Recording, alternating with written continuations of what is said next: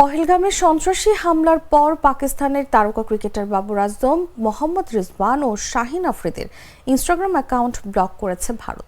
একই সঙ্গে জনপ্রিয় অভিনেতা অভিনেত্রী যেমন হানিয়া আমির ও আলী ফজলের অ্যাকাউন্টও এখন থেকে ভারতে দেখা যাবে না।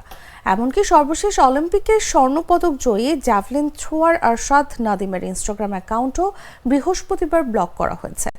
গত 22 এপ্রিল দক্ষিণ কাশ্মীরের জনপ্রিয় পর্যটন শহর পহেলগামের একটি ময়দানে সন্ত্রাসীদের গুলিতে 26 জন নিহত ও অনেকে আহত হন। এই হামলায় পাকিস্তানকে দায়ী করে ভারত। অন্যদিকে পাকিস্তান সরকার মনে করছে ভারত নিজেরাই এই ঘটনা ঘটিয়ে পাকিস্তানের উপর দায় দিচ্ছে।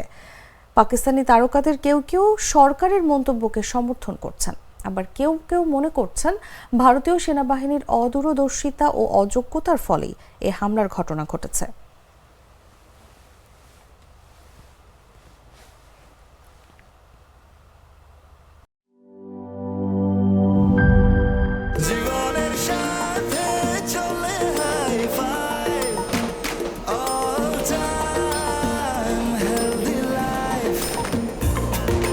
জার্নিতে স্বাস্থ্যকর all time family cake, all time healthy life.